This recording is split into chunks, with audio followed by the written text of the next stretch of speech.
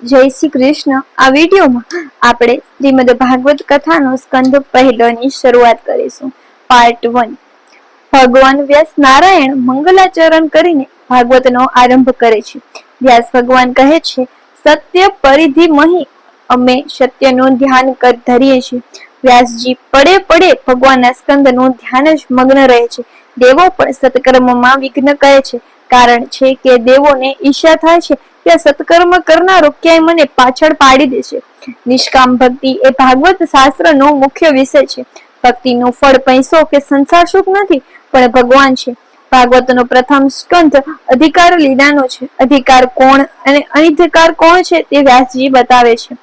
પ્રત્યેક કાર્યના આરંભમાં મંગલાચરણ કરો. ભાગવતમાં 3 મંગલાચરણ છે.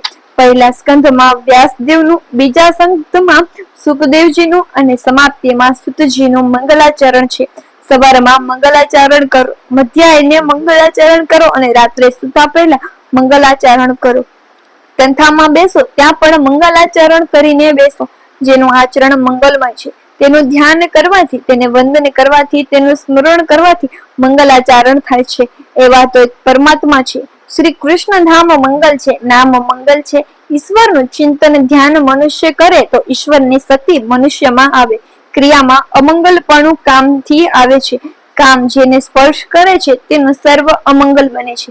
શ્રી કૃષ્ણને કામ સ્પર્શ કરતો નથી, તેથી તેનું સર્વ મંગલ છે. જેના મનમાં કામ છે તેનું સ્મરણ કરશો તો તેનું કામ તમારા મનમાં આવશે.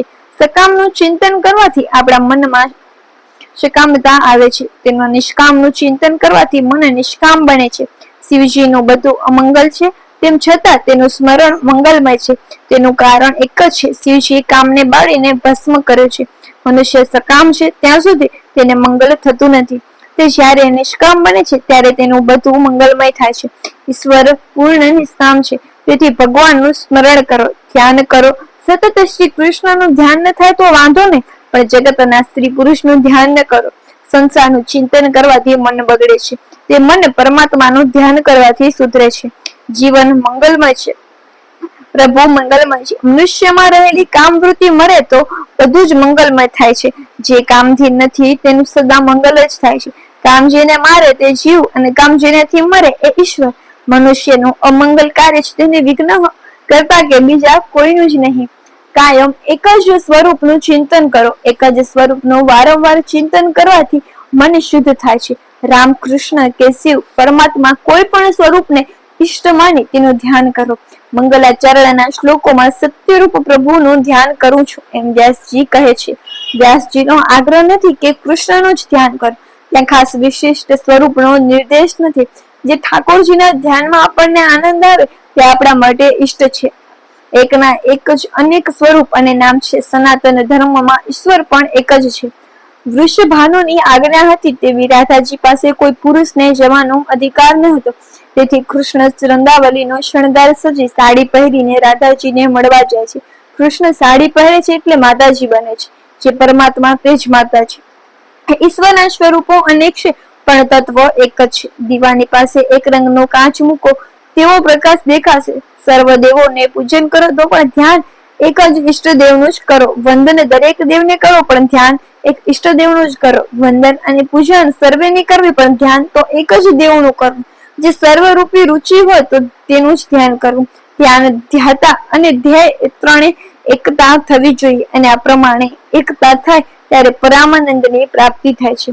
ધ્યાન સંસારના કોઈ પદાર્થનું ચિંતન ન કરો, કોઈ જીવનું ધ્યાન ન કરો, કોઈ જળ વસ્તુનું ધ્યાન ન કરો. ધ્યાન કરવું હોય તો શ્રી કૃષ્ણનું કરો.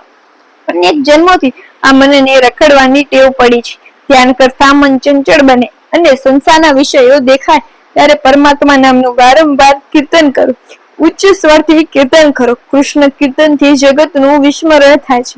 પરમાત્માના મંગલમય સ્વરૂપને નિહાળતા તેના નામનું કીર્તન કરો. વાણી કીર્તન કરે અને આંખ દર્શન કરે તો મન શુદ્ધ થાય છે. મન શુદ્ધ થતા પરમાત્માની શક્તિ તમારામાં આવશે. મનની શુદ્ધિ દાનથી કે સ્નાનથી નહીં, તીર્થ સ્થાનથી શરીર શુદ્ધ થાય છે. મન શુદ્ધ થતું નથી. સંસારનું ચિંતન કરવાથી બગડેલું મન જ્યાં સુધી ઈશ્વરનું સતત ચિંતન કરે ત્યાં સુધી સુધરશે નહીં. આ શરીર ગંદુ છે. આ શરીરથી ઈશ્વરને મળી શકાતું નથી. શરીરનો બીજ અપવિત્ર છે. ઠાકોરજીને તનથી મળવાનું છે. ધ્યાન વગર મનોમિલન થતું નથી. ધ્યાન કરવાથી જીવ ઈશ્વરનું મિલન થાય છે. ધ્યાન વિના બ્રહ્મ સંબંધ થતો નથી. ધ્યાનથી પરિપક્વ દશા એ જ સમાધિ છે. તે જ જીવન મુક્તિ સમાધિ અવિધ વખત ટકે એટલે જ્ઞાનીઓને જીવતા જ મુક્તિનો આનંદ મળે છે. ભાગવત ફરી ફરી કહે છે, ધ્યાન કરો, જપ કરો. એક એક ચરિત્રના સિદ્ધાંતમાં વર્ણવે છે. પુનઃવૃત્તિ એ દોષ નથી. એક સિદ્ધાંતને બરાબર બુદ્ધિમાં ઠસાવતો હોય તો તેને વારંવાર કહેવો પડે છે. ભાગવતના પ્રત્યેક સંતમાં અજબ ધ્યાનથી કથા આવશે. જ્ઞાનીઓ સાધન માર્ગનો આશ્રય લઈ મુક્ત બને છે. જ્ઞાનથી ભેદને દૂર કરવો એ જ્ઞાન માર્ગનું લક્ષ્ય છે. ભક્તિથી ભેદને દૂર કરવો એ ભક્તિનું લક્ષ્ય છે. બંનેનું લક્ષ્ય એક જ છે. માર્ગ જુદા જુદા છે. સાધનામાં ભેદ છે, ધ્યાન એક જ છે. તેથી સગુણ નિર્ગુણ બંનેની જરૂર છે. ઈશ્વર અરૂપ છે, પણ વૈષ્ણવો એ રૂપની ભાવનાથી તન્મય બને છે. તે સ્વરૂપ પ્રભુ ધારણ કરે છે. સગુણ નિર્ગુણ બંને સ્વરૂપોનું ભાગવતમાં વર્ણન કર્યું છે. નિર્ગુણ રૂપે પ્રભુ સર્વત્ર છે અને સગુણ રૂપે મારા શ્રી કૃષ્ણ ગોલોકમાં વિરાજેલા છે. ઈષ્ટદેવમાં પૂર્ણ વિશ્વાસ રાખી જગતના જડ ચેતન પદાર્થોમાં પ્રભુ રહેલા છે તેવો દ્રઢ વિશ્વાસ રાખો. ક્રિયા અને લીલામાં તફાવત છે. પરમાત્મા જે કરે તેનું નામ લીલા અને જીવ જે કરે તેનું નામ ક્રિયા. ક્રિયા બંધન રૂપ છે, કારણે તેની પાછળ કરતાનો આસક્તિ, સ્વાર્થ તથા અહંકાર હોય છે. ઈશ્વરની લીલા બંધનમાંથી છોડાવે છે, કારણ ઈશ્વરને સ્વાર્થ તથા અભિમાનનો સ્પર્શ થતો નથી. જે કાર્યમાં કર્તવ્યનું અભિમાન નથી તે લીલા કેવળ જીવોને પરામાનંદનું દાન કરવા માટે પ્રભુ લીલા કરે છે. તેથી વ્યાસજી માખણ ચોરી રસ સર્વને લીલા નામથી સંબોધે છે. શ્રી કૃષ્ણ માખણની ચોરી કરે તે મિત્રો માટે, પોતા માટે અને દેવી જીવોના કલ્યાણ કરવા માટે. ભગવાન લૌકિક જીવો જેમ લીલા કરે છે. જગતની ઉત્પત્તિ એ લીલા છે, સ્થિતિ એ પણ લીલા છે અને વિનાશ એ પણ લીલા છે.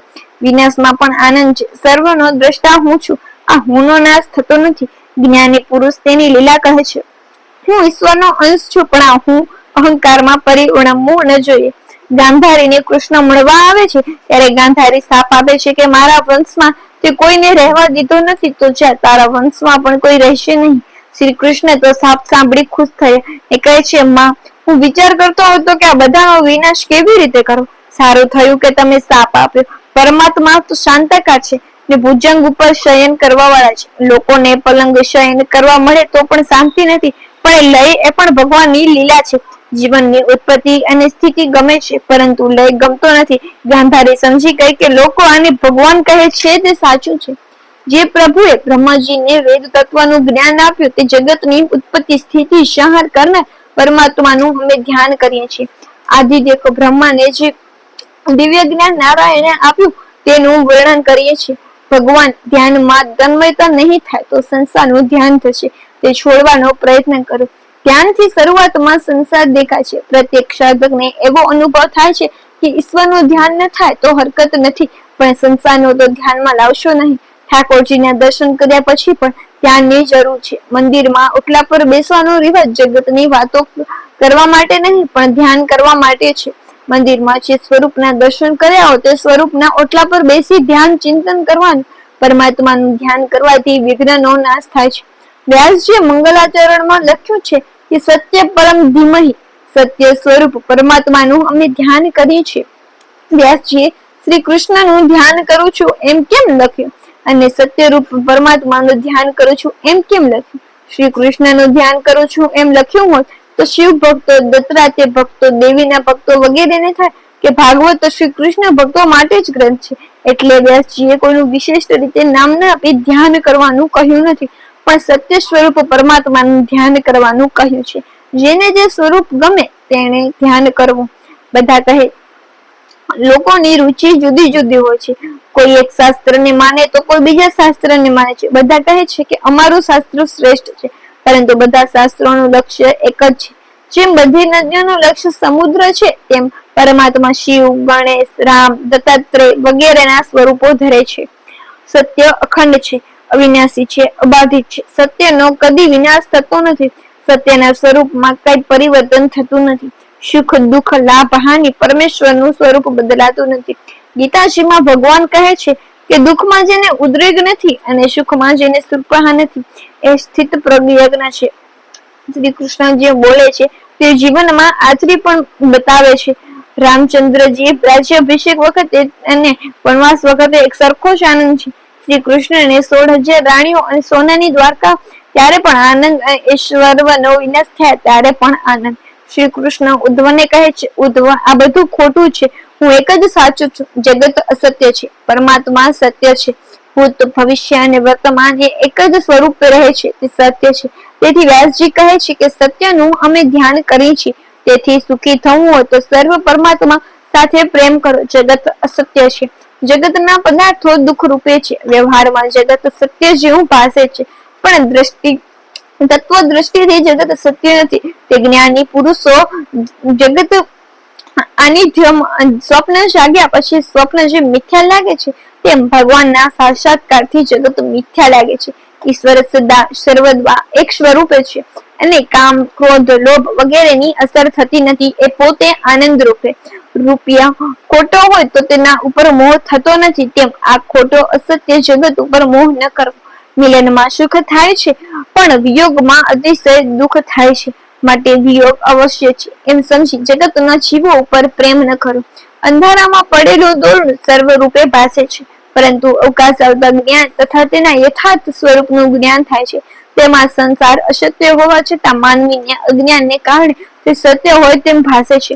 આ દ્રશ્ય જગત અસત્ય છે, ભ્રમરૂપ છે, ખોટું છે, તેમ છતાં સત્યરૂપ પરમેશ્વરના આધારે તે રહેલું હોવાથી તે સત્ય જેવું ભાસે છે. રાજાએ મોટા મોતીનો હાર પહેર્યો તો પણ તેની પ્રતિષ્ઠાને કારણે લોકો માનશે કે રાજાએ સાચા મોતીનો હાર પહેર્યો છે. ગરીબ માણસે સાચા મોતીનો હાર પહેર્યો તો પણ તેની ગરીબીને કારણે લોકો માનશે કે તેણે ખોટા મોતીનો હાર પહેરેલો છે. તે પ્રમાણે જગતરૂપી બનાવટી મોતીની કંઠી પરમાત્માએ પોતાના ડોકમાં રાખી છે. માટે જગતમાં રહેજો પણ જગતને ખોટું માનીને રહેજો. ભાગવતનો મુખ્ય વિષય કયો અને ભાગવતનો અધિકાર કોણ? જે ધર્મમાં બિલકુલ કપટ નથી એ નિષ્કપટ ધર્મ એ ભાગવતનો મુખ્ય વિષય છે. મનુષ્ય સત્ય કર્મનો ફળ છે તો એ ધર્મમાં કપટ છે. નિષ્કામ કર્મમાં દોષ ક્ષમ, સકામ કર્મમાં દોષ ક્ષમ નથી. નિષ્કામ કર્મમાં ભૂલ ક્ષમ, પરંતુ સકામ કર્મમાં ભૂલ થાય તે ક્ષમ નથી. નારદજી વાલ્મીકીને રામના મંત્રનો જપ કરવાનું કહ્યું. વાલ્મીકી ભૂલથી રામને બદલે મરા જપવા લાગ્યા. મરા કહેવાથી પણ આ મંત્રનું ફળ તેઓને મળ્યું. તેઓ નિષ્કામ કર્મ છે. અતિ પાપીના મુખમાંથી ભગવાનનું નામ જલ્દી નીકળતું નથી. ભગવાન અંદર આવે તો પાપને બહાર નીકળવું પડે, એટલે પાપ ભગવાનનું નામ લેવા દેતું નથી. સેવાનું ફળ સેવા છે, મેવા નહીં. માટે મુક્તિની પણ આશા કરવી નહીં. આમ ભગવાનનો મુખ્ય વિષય છે નિષ્કામ ભક્તિ. ભોગ ભોગવવાની ઈચ્છા છે ત્યાં ભક્તિ રહેતી નથી. ભોગ માટે ભક્તિ કરે તેને ભગવાન વહાલા નથી, સંસાર વહાલો છે. ભોગ માટે ભક્તિ નહીં, ભગવાનને માટે ભક્તિ કરો. ભક્તિનું ફળ ભોગ નહીં, ભગવાન છે. ઠાકોરજી મારું કામ કરે એવો વિચાર કરે તે વૈષ્ણવ કેમ કહેવાય? ભગવાન પાસે કોઈ પુત્ર માંગે તો કોઈ ધન માંગે. ભગવાન કહે છે પોતાનું કામ મારા મારફત, વાહ, આ તો એમનું કામ મારી પાસે કરાવવા માંગે છે. સાચો વૈષ્ણવ તો કહેશે મારી આંખ, મારી બુદ્ધિ, મારું મન, મારું બધું જ આપને સમર્પણ કરવા આવ્યો છું. વૈષ્ણવ પ્રભુ પાસે મુક્તિ પણ માંગતા નથી, મને દર્શન આપો એમ પણ કહેતા નથી. માગવાથી પ્રેમનો ભંગ થાય છે, પ્રેમ ઓછો થાય છે. માટે ભગવાન પાસે કઈ માંગશો નહીં. શ્રી રામચંદ્રજીનો રાજ્ય અભિષેક થયા પછી તેઓ દરેક વાનરને ભેટ સોગાદ આપી નવાજેસ કરે છે, પરંતુ હનુમાનજી તે કઈ આપતા નથી. આ જોઈ સીતા કહે છે આ હનુમાનજીને પણ કઈ આપો ને. રામજી કહે હનુમાનજીને હું શું આપું? હનુમાનજીના ઉપકારનો બદલો મારાથી વાળી શકાય તેમ નથી. શુદ્ધ પ્રેમમાં લેવાની નહીં, આપવાની ભાવના થાય છે. મોહ ભોગ માગે ત્યારે પ્રેમ ભોગ આપે છે. પ્રેમમાં માંગણી ન હોય, પ્રેમમાં માંગણી આવી એટલે સાચો પ્રેમ ગયો સમજવું. ભક્તિમાં માંગો તે માંગેલી વસ્તુ મળશે ખરી, પણ ભગવાન જશે, આપવા વાળો જશે.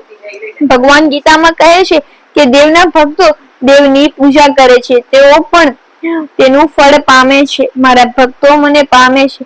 ભગવાન પાસે જેટલું માંગશો તેટલું તે આપશે, પણ પ્રભુ પાસે માંગશો તો પ્રેમ ઓછો થશે. વ્યવહારમાં પણ એ મિત્ર પાસે ન માંગે ત્યાં સુધી જ બે વચ્ચે પ્રેમ રહે છે. ગોપીઓ આંખ કૃષ્ણને આપે છે, મન શ્રી કૃષ્ણને આપે છે. અને કહે છે મારે કઈ માંગવું નથી, મારું સર્વસ્વ શ્રી કૃષ્ણને આપવું છે. એમ માનો પ્રભુએ મને ઘણું આપ્યું છે, ઠાકોરજીએ ઓછું આપ્યું હોય તો માનવું કે મારે ઠાકોરજીને પરિપૂર્ણ પણ મારી લાયકાત નથી એટલે ઓછું આપ્યું છે. નિષ્કામ ભક્તિ ઉત્તમ છે. વૈષ્ણવ મુક્તિની પણ અપેક્ષા રાખતા નથી. હરિના જન તો મુક્તિ ન માંગે, જન્મો જન્મ અવતારે મુક્તિ કરતા ભક્તિમાં અલૌકિક આનંદ છે. ભક્તિમાં જેને આનંદ મળે છે તે મુક્તિનો આનંદ તુચ્છ લાગે છે. વૈષ્ણવ માને છે કે મુક્તિ એ તો મારા ભગવાનની દાસી છે, મારે દાસીનું કામ નથી, ભગવાનનું કામ છે. દાસી કરતા મારા ભગવાન વધારે છે. રામકૃષ્ણ પરમહંસને કેન્સર થયેલું. શિષ્ય કહે છે કે માતાજીને કહો તારો રોગ સારો કરે. રામકૃષ્ણે કહ્યું મારી માતાને હું મારા માટે તકલીફ નહીં આપું. ભક્તિનો અર્થ એવો નથી કે પોતાના સુખ માટે ઠાકોરજીને પરિશ્રમ આપવો. માંગવાથી સાચી મૈત્રીનું ગળું ટકતું નથી. સાચી મૈત્રી સમજનાર કદી માંગતો નથી. સુદામાની ભગવાન પ્રત્યેની મૈત્રી જુઓ. સુદામાની સ્થિતિ ગરીબ હતી. તેમની પત્નીને તેમણે કૃષ્ણને ત્યાં માંગવા મોકલે. સુદામા ભગવાનને મળવા આવ્યા. સુદામા માંગવા આવ્યા નથી. દ્વારકાનો નાથ તેમને વૈભવ જોયો પણ સુદામાની જીભ કચડી. સુદામાને લાગ્યું કે મારા દુઃખની કથા સંભળાવીશ તો મારા પ્રભુને દુઃખ થશે. મારા દુઃખ એ મારા કર્મનું ફળ છે. મારા દુઃખ માટે પ્રભુને શા માટે દુઃખ કરું? એટલે સુદામા ભગવાન પાસે કઈ માંગ્યું નથી. સુદામાને બસ એક જ ઈચ્છા છે કે મારા પૌવા ભગવાન આરોગ્ય. સુદામા લેવા આવ્યા નથી, તે પોતાનું સર્વસ્વ આપવા આવ્યા છે. ઈશ્વર પહેલા તમારું સર્વસ્વ લેશે તો પછી પોતાનું સર્વસ્વ આપશે, અને જે ઈશ્વરને સર્વસ્વ આપશે તેનું ઈશ્વર સર્વસ્વ મળશે. જીવ નિષ્કામ બને છે ત્યારે ભગવાન તેની પૂજા કરે છે. ભક્તિ નિષ્કામ હોય તો ભગવાન પોતાના સ્વરૂપનું ભક્તને દાન કરે છે. જીવ જ્યારે જીવપણું છોડી ઈશ્વરના દ્વારે છે ત્યારે ઈશ્વર પણ ઈશ્વરપણું ભૂલે. 10 દિવસ ભૂખ્યા હતા તો પણ સુદામાએ પોતાનું સર્વસ્વ ભગવાનને આપી દીધું. સુદામાના પૌવા ભલે મુઠ્ઠી જેટલા હશે પણ સુદામાનું તે સર્વસ્વ હતું. પૌવાની કિંમત નથી, સુદામાના પ્રેમની કિંમત હતી. ગોપીઓએ કઈ માંગ્યું નથી. ગોપીઓની કિંમત નિષ્કામ હતી એટલે ભગવાન ગોપીઓના ઋણમાં રહ્યા છે. ગોપી ગીતમાં પણ ગોપીઓ ભગવાનને કહે છે કે અમે તમારી વગર વેતનની દાસીઓ છીએ. અમે માત્ર તમારી નિષ્કામ ભાવી સેવા કરી જાણીએ. કુરુક્ષેત્રમાં શ્રી કૃષ્ણ તેમજ ગોપીઓ મળે છે ત્યારે ગોપીઓ શ્રી કૃષ્ણ પાસે કઈ માંગતી નથી. ફક્ત એટલું જ કહે છે કે સંસારના કુવામાં પડેલા તમારા ચરણનો આશરો લે તો તરી જાય, તેમ અમે તો ઘરમાં રહીએ તોય અમારા મનમાં તમારા ચરણનું સ્મરણ થાવ. એક ગોપી ઉદ્ધવજીને કહે છે ઉદ્ધવ તું કોનો સંદેશો લઈને આવ્યો? કૃષ્ણનો. તો તે અહીં જ. શ્રી કૃષ્ણ મથુરા ગયા જ નથી. મારા ઠાકોરજી હંમેશા મારી સાથે જ. 24 કલાક અમારો અને નિત્ય સંયોગ છે. ગોપીઓનો પ્રેમ યુદ્ધ છે. ગોપીઓ જ્યારે ઠાકોરજીનું સ્મરણ કરે છે ત્યારે ઠાકોરજીને પ્રગટ થવું પડે છે. ગોપીઓની નિષ્કામ ભક્તિ એવી છે કે ભગવાનને ખેંચી લાવે છે.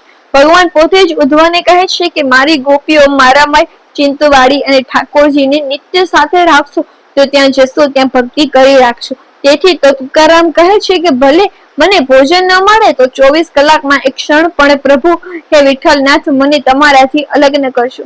ગોપીઓનો આદર્શ આંખ સમક્ષ રાખી ભગવાનની ભક્તિ કરો. સુદામાની નિષ્કામ ભક્તિ યાદ રાખી તેવી ભક્તિ કરો. ભક્તિ નિષ્કામ થશે તો ભગવાન પોતાનું સ્વરૂપ આપી દેશે, અને તેથી જ નિષ્કામ ભક્તિ એ ભાગવતનો મુખ્ય વિષય છે. નિષ્કામ ભક્તિ શ્રેષ્ઠ છે. ગોપીઓનો શ્રી કૃષ્ણ ભગવાન પ્રત્યેનો પ્રેમ એ નિષ્કામ ભક્તિનું ઉદાહરણ છે. ગોપીઓની મુક્તિની પણ ઈચ્છા ન હતી. શ્રી કૃષ્ણનું સુખ એ જ મારું સુખ એવો પ્રેમનો આદર્શ ગોપીઓને હતો. એક સખીએ ઉદ્ધવને સંદેશો આપ્યો છે કે શ્રી કૃષ્ણ વિયોગમાં અમારી દશા કેવી છે? તો તમે જોયું કે હવે મથુરામાં ગયા પછી શ્રી કૃષ્ણ કહેજો કે આપ મથુરામાં આનંદમાં બિરાજતા હો તો અમારા સુખ માટે વ્રજમાં આવવાનો પરિશ્રમ કરશો નહીં. અમારો પ્રેમ જાતે સુખી થવા માટે નહીં પરંતુ શ્રી કૃષ્ણને સુખી કરવા માટે છે. શ્રી કૃષ્ણના વિયોગમાં અમે દુઃખી છીએ, વિલાપ કરીએ છીએ, પરંતુ અમારા વિના તો તેઓ મથુરામાં સુખી હોત તો ભલે ત્યાં જ સુખી રહે. અમારે સુખ માટે એમણે અહીં આવવાની જરૂર નથી, પરંતુ જો તેમને પોતાના સુખ માટે અત્રે આવવાનું હોય તો ભલે આવે. બીજાના સુખે સુખી થવું એ જ પ્રેમનું લક્ષણ છે. ધન્ય છે વ્રજ ભગતને, તે શ્રી કૃષ્ણને મથુરામાં મળવા ગયા નહીં. ગોપી પ્રેમમાં પાગલ બને છે ત્યારે અનુભવ કરે છે કે શ્રી કૃષ્ણ મારી સાથે એક સખી વિચારે છે કે મથુરા મળવા જાઉં પણ હું ત્યાં જાઉં અને ઠાકોરજીને કંઈક પરિશ્રમ થાય તો પરમાત્માને દર્શન કરતા મને આનંદ થશે. પણ મને જોતા મારા ઠાકોરજીને કદાચ સંકોચ થશે કે ગામડાની ગોવાળણ અહીં શું કામ આવી. ના ના, મારે મથુરા જવું નથી. એ તો મારા પ્રેમમાં જ કઈ ખામી, એટલે તો મને છોડીને ગયા. મારો પ્રેમ સાચો હતો જરૂર તેઓ ગોકુળ આવશે ત્યાં સુધી હું વિયોગનો દુઃખ સહન કરીશ. ગોપીઓનો પ્રેમ આવો નિષ્કામ છે. ગોપીઓની આવી ભક્તિથી પરમાત્મા ગોપીઓના ઋણમાં રહે છે. ગોપી પ્રેમનો મહિમા અહીંયા જોવા મળે છે. શ્રી કૃષ્ણ પ્રભુ એકવાર બીમાર પડવાનું નાટક રચ્યું. કોઈ દવા સફળ થાય નહીં ત્યારે પ્રભુએ કહ્યું કે કોઈ વૈષ્ણવ પોતાની ચરણની રજ દવા તરીકે આપે તો મારો રોગ સારો થાય. કૃષ્ણની પટરાણીઓ કહે, ઓએ માં પ્રાણનાથને ચરણ રજ આપીએ તો મોટું પાપ લાગે અને નરકમાં જવું પડે. બીજાઓ પાસે પણ ચરણ રજની માંગણી કરવામાં આવી, પણ નરકની બીકે કોઈ તૈયાર ન થયું. અંતે ગોપીઓ પાસે વાત પહોંચી. ગોપીઓ વાત સાંભળી કે તરત જ બોલી ઉઠી, અમારો કનૈયો સુખી થતો હોય તો અમે નરકની યાતનાઓ સહન કરવા પણ તૈયાર છીએ. ગોપીઓએ ચરણ રજ આપી. શ્રી કૃષ્ણનો રોગ સારો થયો. આવા નિષ્કામ પ્રેમની પરીક્ષા થઈ ગઈ. ભાગવતનું ફળ એ છે કે નિષ્કામ ભક્તિ ભગવાનને પ્રસન્ન કરે છે. ગોપીઓની નિષ્કામ ભક્તિ કેળવો ભક્તિથી મુક્તિ મળે છે. ભક્તિ વિના વૈરાગ્ય અને જ્ઞાન ન મળે. જ્ઞાન વગરની ભક્તિ આંધળી છે અને ભક્તિ વગરનું જ્ઞાન પાંગળું છે. ભાગવતનો મુખ્ય વિષય એ છે કે નિષ્કામ ભક્તિ. ભાગવત સર્વ માટે છે, વેદાંત સર્વ માટે નથી. વેદાંતનો અધિકાર સર્વને નથી. વેદાંત જેને બ્રહ્મને જાણવાની જિજ્ઞાસા થાય છે તેને માટે છે, જ્યારે ભાગવત તો સર્વ માટે છે. ભાગવતનો અધિકાર સર્વને છે, છતાં શ્રોતાજનો ઉદ્દેશ્ય કહ્યું છે કે નિમ્રત શર થઈને કથા સાંભળવી. મત્સર એ મોટામાં મોટો શત્રુ છે. મત્સર બધાને પજવે છે, જ્ઞાની તેમજ યોગીઓને પણ પજવે છે. ચાંગદેવ યોગ સિદ્ધિના બળે 1400 વર્ષ હતા. મૃત્યુને 14 વખત તેઓએ પાછું ઠેલ્યું હતું, પણ તેઓએ સિદ્ધિઓમાં ફસાયેલા હતા. તેમને પ્રતિષ્ઠાનો મોહ હતો. જ્ઞાનેશ્વરની કીર્તિ સાંભળી તેમનામાં મત્સર પેદા થયો. તેના જ્ઞાનેશ્વરને પત્ર લખવા બેઠા હતા. થયું કે પત્રમાં જ્ઞાનેશ્વરના માટે હું શું કરું, સંબોધનમાં શું લખું. જ્ઞાનેશ્વરના ઉંમરમાં નાના 16 વર્ષના, એટલે પૂજ્ય તો કેમ લખાય, તો આવા જ્ઞાની પુરુષને ચિરંજીવી પણ કેમ લખાય. આ ભાજગંડમાં પત્રની શરૂઆત જ ન કરી શકે, તેથી તેમણે કોરો પત્ર જ્ઞાનેશ્વર ઉપર મોકલ્યો. મુક્તાબાઈએ પત્રનો જવાબ લખ્યો કે 1400 વર્ષની તમારી ઉંમર થઈ, પરંતુ 1400 વર્ષ પણ તું કોરો રહ્યો. ચાંગદેવને પછી જ્ઞાનેશ્વરને મળવાની ઈચ્છા થઈ. પોતાની સિદ્ધિઓ બતાવતા તેણે વાઘ ઉપર સવારી કરી અને સર્પની લગામો બનાવી. જ્ઞાનેશ્વરને ખબર પડી કે ચાંગદેવ વાઘ ઉપર સવારી કરી મને મળવા આવે છે. સંત મળવા આવે એટલે તેમનું સ્વાગત કરવા સામે તો જવું જોઈએ. તે વખત જ્ઞાનદેવ ઓટલા પર બેઠા હતા.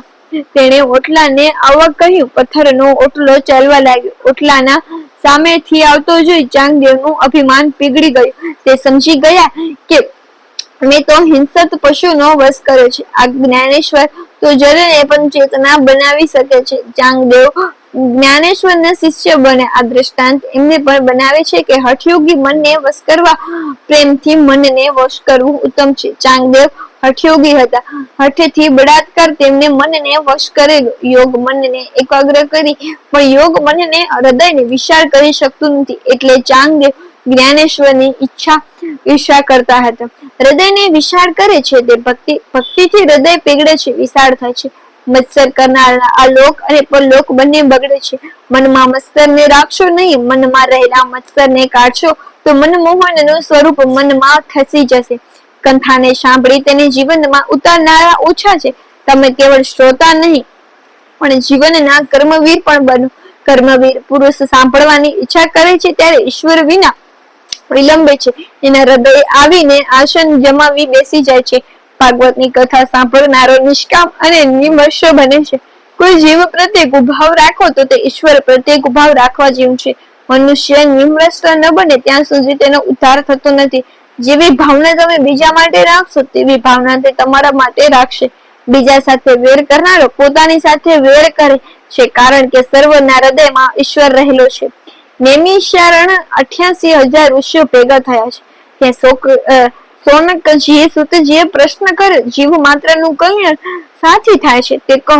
કળિયુગમાં શક્તિહીન માણસો પણ કરી શકે તેવું સુલભ સરળ સાધન બતાવો. આ કળિયુગના મનુષ્ય મંદ બુદ્ધિવાળા અને મદ શક્તિ વાળા. તે પછી તેની સાધના કઠણ હશે તો કરશે નહીં, અને વળી તેવા ભોગી હશે કે તે આસને બેસીને 8 કલાક ધ્યાન કરી શકશે નહીં. કળિયુગમાં મનુષ્ય પોતાને ચતુર સમજે છે, પણ સંસારના વિષયો પાછળ તે ચતુર શાનું? શાસ્ત્રો તો કહે છે, કામ છોડીને ભોજન કરવું, 1000 કામ છોડીને સ્નાન કરવું, 1,00,000 કામ છોડીને દાન કરવું, અને કરોડો કામ છોડીને પ્રભુનું સ્મરણ કરવું. ઘરના કાર્યો કર્યા પછી માળા ફેરવવી કેમ નહીં? પરંતુ પ્રભુના નામનો જપ કર્યા પછી, માળા ફેરવ્યા પછી બધા કાર્ય કરો. કરોડો કામ છોડીને પહેલું ભાગવત સ્મરણ કરવું.